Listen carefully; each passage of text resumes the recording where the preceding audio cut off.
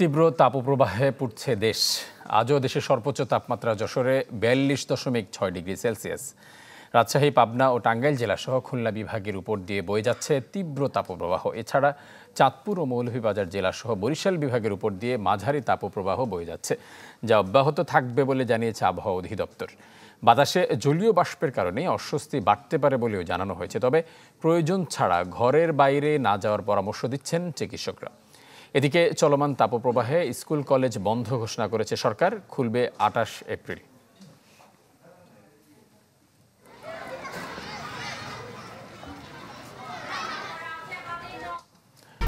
এক, দুই, তিন ঢাকায় জমি জিতে নিন 100% ক্যাশব্যাক সহ 20 কোটি টাকার পুরস্কার।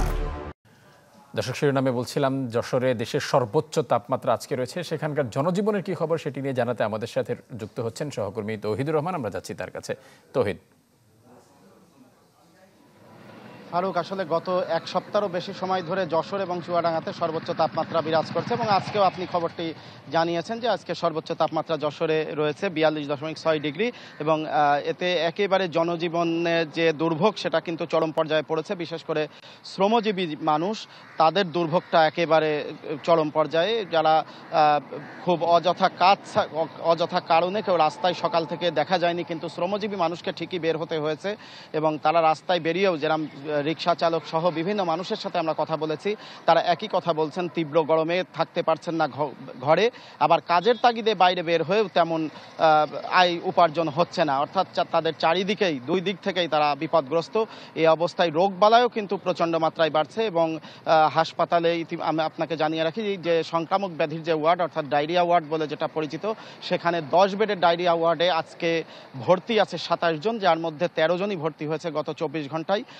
এছাড়া হিট স্ট্রোক সহ নানা ধরনের জ্বর, সর্দি, কাশি বাড়ছে ঘরে ঘরে। যদিও স্বাস্থ্য বিভাগ এবং জেলা প্রশাসনের পক্ষ থেকে জনগণকে সতর্ক থাকার আহ্বান জানিয়ে প্রজ্ঞাপন জারি করা হয়েছে এবং বেশি বেশি করে পানি খাওয়ার জন্য বলা হচ্ছে। আপনি ফারুক দেখছেন যে আমি এখন দাঁড়িয়ে আছি যশোর নড়াইল মহাসড়কের যশোর অংশে। এই সড়ক থেকে কিন্তু পিচ পর্যন্ত গলে গেছে গরমে এবং এই পিচ গলে আপনার এই রাস্তা দিয়ে সকাল থেকে অনেকেই হাঁটতে পারেনি। যারা বলছেন, রিক্সাওয়ালারাও বলছেন যে চাকা আটকে যাচ্ছে। এই খবর পাওয়ার পরে সড়ক ও জনপথ কর্তৃপক্ষ এখানে বালি ছিটিয়েছে। যদিও তারা বলছে যে এই সড়কটি নতুন করে নির্মাণ হচ্ছে, এই কারণেই হচ্ছে, কাজের কোনো ত্রুটি নেই। তবে এই দুর্ভোগ কবে কমবে সেটা নিয়েই মানুষ এখন চিন্তিত এবং তারা এই গরমের দিনে সরকারের দিক থেকে নানা ধরনের, বিশেষ করে স্বাস্থ্যগত সহযোগিতা প্রত্যাশা করছেন। ফারুক। তৌহিদ, আপনাকে অসংখ্য ধন্যবাদ। দর্শক, যশোরের তাপমাত্রার বিষয়ে জানাচ্ছিলেন সহকর্মী তৌহিদুর রহমান।